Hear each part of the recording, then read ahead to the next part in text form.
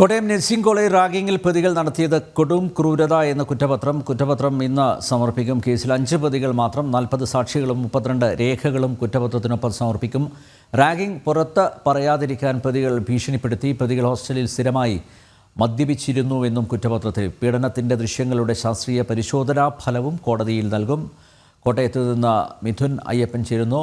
മിഥുൻ, അക്ഷരാർത്ഥത്തിൽ നാടിനെ നടുക്കിയ ഒരു സംഭവമായിരുന്നു കോട്ടയം റാഗിംഗ് കേസ്. എന്തായാലും പ്രതികൾ ഇപ്പോഴും ജയിലിലാണ്, റിമാൻഡിലാണ്, ജുഡീഷ്യൽ കസ്റ്റഡിയിലാണ്. അതിനിടെ വളരെ പെട്ടെന്ന് തന്നെ കുറ്റപത്രം സമർപ്പിച്ചിരിക്കുന്നു. കുറ്റപത്രത്തിൽ മറ്റെന്തൊക്കെ കാര്യങ്ങളാണ് പറയുന്നത്? മിഥുൻ, വിശദാംശങ്ങൾ.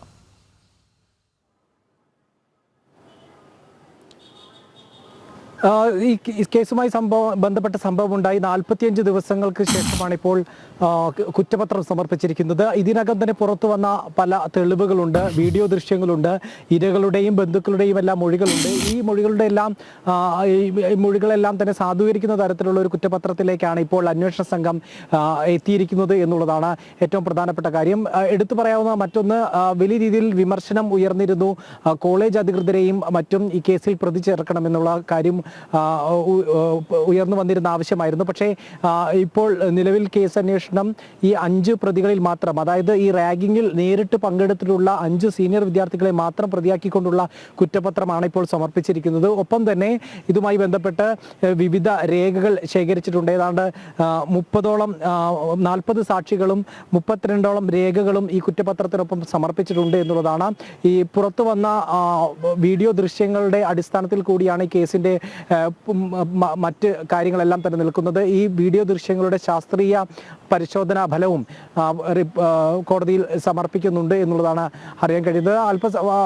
വൈകാതെ തന്നെ ഏറ്റുമാനൂർ കോടതിക്ക് മുമ്പാകെ അന്വേഷണ സംഘം ഈ റിപ്പോർട്ട് സമർപ്പിക്കും. ഇതുമായി ബന്ധപ്പെട്ട കാര്യങ്ങൾ സമർപ്പിക്കും. ഇതിൽ ഏറ്റവും പ്രധാനപ്പെട്ട കാര്യം, ഈ ആതുര രംഗത്ത് മാതൃകയാകേണ്ട ഇവർ ഈ ജൂനിയർ വിദ്യാർത്ഥികളോട് കാണിച്ചത് വലിയ രീതിയിലുള്ള ക്രൂരതയാണ്, പീഡനമാണ് എന്നാണ് ഈ കുറ്റപത്രത്തിൽ പറയുന്നത്. അതോടൊപ്പം തന്നെ 4 മാസത്തോളം ഇത്തരത്തിലുള്ള ഒരു പീഡനം നടന്നു.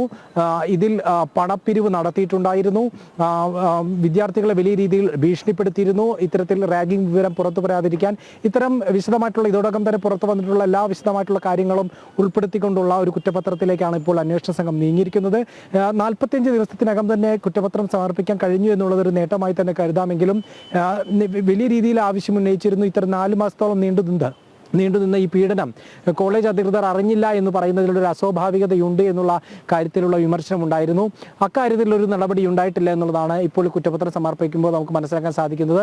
ഈ 5 പേരിൽ മാത്രമാക്കി ഒതുക്കിക്കൊണ്ട് കുറ്റപത്രം സമർപ്പിക്കപ്പെട്ടിരിക്കുന്നു. വിശദമായിട്ടുള്ള ശാസ്ത്രീയ രേഖകളും ഇതിനോടൊപ്പം സമർപ്പിക്കുന്നുണ്ട് എന്നാണ് ഇപ്പോൾ പോലീസ് വൃത്തങ്ങളിൽ നിന്ന് നമുക്ക് ലഭ്യമാകുന്ന സൂചന. വൈകാതെ തന്നെ ഏറ്റുമാനൂർ കോടതിയിൽ ഈ കുറ്റപത്രം സമർപ്പിക്കും. അനിൽ നമ്പ്യാർ. കോട്ടയം നഴ്സിംഗ് കോളേജ് റാഗിങ്ങിൽ പ്രതികൾ നടത്തിയത് കൊടും ക്രൂരത എന്ന കുറ്റപത്രം ഇന്ന് സമർപ്പിക്കും. മിഥുൻ അയ്യപ്പനാണ് വിവരങ്ങൾ നൽകിയത്.